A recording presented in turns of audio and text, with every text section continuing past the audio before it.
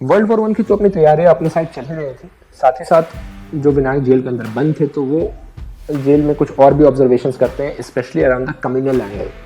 और ये जो ऑब्जर्वेशंस होते हैं वो सावरकर को बहुत ज़्यादा इंस्पायर करती हैं to start thinking about Hindutva. और फिर यहाँ से वो प्रेरित होकर के आगे चल के एक किताब लिखते हैं जो आज हिंदुत्व का महाग्रंथ बना हुआ है। तो सावरकर जी जब जेल में थे तो उन्होंने देखा कि यार यहाँ पर बहुत ज़्यादा फोर्स कन्वर्जन हो रहा है। अब वहाँ पे मैंने आपको पहले ही बताया मुस्लिम जमादार थे और वो क्या करते थे कि साफ साफ बात है कि अगर जो हिंदू वहाँ पे कैदी जाते थे उसको बोलते थे कि भाई अगर तुम्हें कम टॉर्चर चाहिए, अगर तुम्हें साफ खाना चाहिए, कपड़ा वपड़ा चाहिए, राइट, तो आप कुछ मत करो ना, आप कलमा पढ़ लो, इस्लाम कबूल कर लो। और वहाँ पे बीफ वीफ वो ले आते थे एंड बोलते थे बीफ खाओ एंड यू रिटर्न टू मुस्लिम। और ये चीज़ देख करके सावरकर बहुत हतोत्साहित होते थे। पूजा करो, मैं बोलते गाय काटो, गाय मांस बनाओ, वहाँ पर हिंदू मत रहो, भगवान की पूजा मत करो, अल्लाह की पूजा करो, अल्लाह कुरान पर हो। जब बार बार उन्होंने देखा तो एक बार उन्होंने कंप्लेन किया ये जेल एडमिनिस्ट्रेशन को कि इस तरीके का फोर्स कन्वर्जन चल रहा है, जिसको बैरी ने ऑब्वियसली सुन करके हवा में उड़ा दिया। उसने जो बोला कि अगर चल भी रहा है तो क्या दिक्कत है यार, तुम बाहर जाना और वापस से हिंदुइज्म एक्सेप्ट कर लेना। एंड यहाँ पर सबसे पहला चैलेंज सावरकर जी ने देखा कि इस तरीके की चीज़ें पॉसिबल नहीं है। एक बार जो कन्वर्ट हो जाता है इस्लाम में वो हिंदू सोसाइटी से ही इतना रेजिस्टेंस पाता है कि वो चाह कर भी वापस हिंदू नहीं बन पाता है। जो लोग जेल के अंदर कन्वर्ट हो गए थे उसके पास सावरकर जी गए और उनको बोला कि वापस आप हिंदू फोल्ड में आ जाओ। और कुछ एक लोगों को उन्होंने कन्वर्ट भी कराया। वहाँ पे जो तुलसी पत्ता था उसको खिलाया, गायत्री मंत्र का पाठ कराया और बोला कि आज से तुम वापस हिंदू फोल्ड में हो।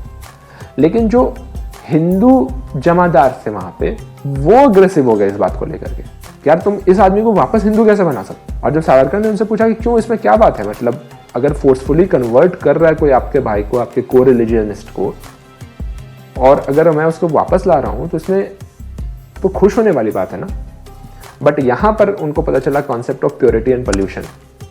जो हिंदूज थे, जो ऑर्थोडॉक्स हिंदूज थे, वो बोलते थे कि नहीं, एक बार जो कन्वर्ट कर गया इस्लाम में, एक बार जो बीफ खा चुका है वो पल्यूटेड हो गया है। और पल्यूटेड हो गया इसका मतलब वापस वो हिंदू नहीं बन सकता है। और अगर आप जोर जबरदस्ती करके बना भी लेते लोगे अगर, तो हम लोग उसका बॉयकॉट कर देंगे। मतलब अगर वो हमारे से घर पे आएगा, हमारे फेस्टिवल्स पे आएगा, तो उसको हम लोग दूर से ही हटा देंगे। रोटी बेटी का रिश्ता तो खैर भूले जाइए, मतलब उसकी परछाई तक अपने पास नहीं पड़ने देंगे। और तब सावरकर सोचने में मजबूर हुए कि यार कितना अनोखा समाज है। मतलब क्रिश्चियंस आकर के प्रोसेलेटाइज कर रहे हैं, मुस्लिम्स ओपनली आपको थ्रेटन करके, बहला के फुसला के जैसे भी वो कन्वर्ट कर रहे हैं, और आप कन्वर्जन तो नहीं करवाते हो किसी का, लेकिन जो कन्वर्टेड हैं वो जो वापस आ रहे हैं तो आप उनको भी नहीं सपोर्ट कर रहे हो। जब आपकी संख्या ही शक्ति कम हो जाएगी कन्वर्जन होते होते, तो फिर आप धर्म कहाँ से बचेगा आपका। मतलब इतना बेसिक सा कॉमन सेंस ऑर्थोडॉक्स हिंदूज के पास नहीं था उस समय। और तब सावरकर जी को लगा कि अगर ऐसे सिनारियों में इतना डीप रूटेड बिगटरी, इतना डीप रूटेड रूढ़िवादिता के साथ अगर आप आज़ाद भी हो जाते हैं तो आप क्या ही आज़ादी पाइएगा। And that is where he started thinking about reforms in Hindu society, thinking about कि किस तरीके से ये जो अटैक्स हो रहा है हिंदू सोसाइटी के ऊपर थ्रू फोर्स्ड कन्वर्जन, जिसमें अटैकर क्रिश्चियन और इस्लाम के तो हैं ही साथ उतने ही बड़े कल्प्रिट हमारे अपने ऑर्थोडॉक्स लोग हैं, उसको कैसे टैकल किया जाए। और शायद यही वजह है कि आगे चल करके आप देखेंगे हिस्ट्री में कि सावरकर जी के ऊपर इतने सारे अटैक्स होते हैं। वो जेल के अंदर तो उन पर फिजिकली भी अटैक हुआ था एक बार, और जब वो बाहर से निकले तो पॉलिटिकल अटैक, उनका नाम खराब करने का, उनको कम्युनल बुलाने का और उनके खिलाफ दुष्प्रचार करने का। क्योंकि जो भी आदमी ये सोचेगा ना कि हिंदू को कैसे कंसोलिडेट किया जाए, फॉर वन रीजन और अनदर वो टारगेट बन जाता है कुछ सेकुलरवादियों का या लेफ्टिस्टों का एंड ऑल दैट। आज के समय में भी आप देखिए कि जो जैसे योगी आदित्यनाथ है वो हिंदू की बात करते हैं, या बागेश्वर धाम है वो घर वापसी की बात करते हैं। ये घर वापसी का जो मुहिम था वो उस समय स्वामी दयानंद सरस्वती ने स्टार्ट किया था और उसको शुद्धि मूवमेंट नाम दिया था। अब ऐसे लोगों को देखिए अब आज के दिन भी टारगेट किया जाता है, ये बोल करके कि ये लोग तो अंधविश्वास फैलाते हैं या फिर ये लोग कम्युनल, पर वो लोग इस वीडियो पे कुछ नहीं बोलेंगे।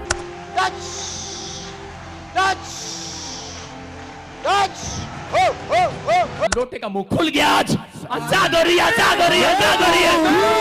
Hallelujah, hallelujah. निकल जा इसके शरीर से, आउट, निकल जा, वो लोटा खुल गया, फ्री। हालेलुया। इस वीडियो में क्या कर रहा है ये आदमी, ये कौन सा साइंटिफिक और रैशनल अप्रोच है। ये तो एक तरीके से बेवकूफ़ बना रहा है लोगों को, लेकिन आप इन लोग के बारे में कभी नहीं सुनेंगे। देखिए सावरकर जी भी जो अटैक करते हैं वो साइंटिफिकली एनालाइज करके अटैक करते हैं। जब जेल के अंदर वो उस व्यक्ति के पास जाते हैं, हिंदू जमादार के पास, वो पूछते हैं कि भाई तुम किस जाति के हो, तो वो बोलता है मैं ब्राह्मण हूँ और इसलिए मैं अपोज करता हूँ इस तरीके के घर वापसी, बिकॉज ये पोल्यूशन है। तो वो बोलते हैं यार तुम हिंदू हो या सिर्फ ब्राह्मण हो? तो वो बोलता है मैं हिंदू ब्राह्मण हूँ। तो बोला क्या आप राम में यकीन करते हैं? तो बोला हाँ। तो बोला जो राम शबरी के जूठे बेर खा सकते हैं, जो रामायण वाल्मीकि लिखे हैं जो खुद एक लोअर कास्ट के थे, भगवान कृष्ण जो खुद एक ग्वाले थे, जब आप इनको पूछ सकते हो, जब ये सो कॉल्ड लोअर कास्ट लोगों के का जूठा खा सकते हैं, तो आप में ऐसा कौन सा पर लगा हुआ है कि आप नहीं खा सकते हो? आप में ऐसा कौन सा प्योरिटी और पॉल्यूशन का मानक खड़ा कर दिया जो राम जी और कृष्ण जी को भी नहीं पता था? तो जब इस तरीके की बातें वो रखते हैं ना, इतनी तार्किक, इतने शार्प तर्क वो रखते हैं, तो सामने वाला बेबाक रह जाता था, वो बोल नहीं पाता। अब एक तरफ उसका जो 100-200 साल का रूढ़िवादिता है वो उसको खींच रहा है, और दूसरी तरफ सावरकर जी का तर्क है वो उसको चैलेंज कर रहा है। You use that rationality to convince lot of Hindus to give up their जो ये सब जो रूढ़िवादी विचारधारा था, once he came out of the jail 10-12 years later। Meanwhile world war 1 अब समाप्त हो गया था और ब्रिटिश का भी हालत बहुत कमज़ोर हो गई थी। तो ब्रिटिश जब कमज़ोर होते हैं तो क्या करते हैं, वो बोले कि भाई इंडियंस हमें कुछ दिन और राज करने दो, लो तुम्हारे लिए हम और एक रिफॉर्म लाते हैं। इसका नाम उन्होंने दिया मॉन्टेक्लेम्सफोर्ड रिफॉर्म्स। इंडिया में उस समय होम रूल का डिमांड बहुत ज़्यादा बढ़ रहा था, जिसके मेन प्रणेता थे महाराष्ट्र के अंदर तिलक और ऑल ओवर इंडिया में एनी बेसेंट, जो कि सेल्फ गवर्नेंस की बात कर रहे थे। और इसी स्टेप की तरफ एक कदम उठाया गया थ्रू मॉन्टेक्लेम्सफोर्ड रिफॉर्म्स। कहे ना ब्रिटिश एक हाथ से देते थे तो एक हाथ से लेते भी थे, तो इसमें उन्होंने फिर से कम्युनल इलेक्टोरेट का प्रोविजन डाल दिया। इसके अंदर उन्होंने ये भी डाल दिया कि वॉइसराय जो होगा वो लेजिस्लेचर की तरफ अकाउंटेबल नहीं होगा, he will be accountable to British directly, यानी कि उसका एक वीटो पावर रहेगा।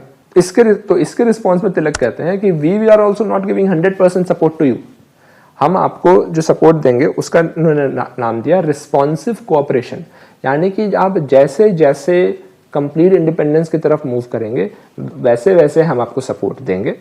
अगर आप बीच में चालाकी करने की कोशिश करेंगे तो we will go out war on all front, which mean हम लोग नॉन कोऑपरेशन सिविल डिसोबीडियंस फिर से स्टार्ट कर देंगे। एक तरीके से उन्होंने भी टोन सेट कर दिया था कि वी वांट श्योरिटी कि आप step by step complete independence की तरफ भारत को ले जाएंगे और हमारी डिमांड्स को फुलफिल करेंगे। और इसी समय एंट्री होती है इंडियन पॉलिटिक्स में उस व्यक्ति की जिसको आज हम फादर ऑफ नेशन के जैसे जानते हैं, महात्मा गांधी। उनका जब रिएक्शन लिया जाता है कि गांधी जी आपका क्या कहना है इस रिफॉर्म्स के ऊपर, तो जानते हैं उन्होंने क्या कहा? उन्होंने कहा कि प्रेयर एंड पिटिशन करके आज़ादी नहीं मिलती है, no one has ever got freedom without putting on a hard fight. अब गांधी जी इस पोजीशन से हट करके किस तरह प्रेयर, पिटिशन, पैसिफिकेशन की पॉलिटिक्स की तरफ चले जाते हैं अगले 10, 20, 30 सालों में, वो हम आने वाले चैप्टर्स में देखेंगे। अगर आज का एपिसोड आपको अच्छा लगा तो do like and subscribe to my channel and will meet again till the next episode. Take care and bye.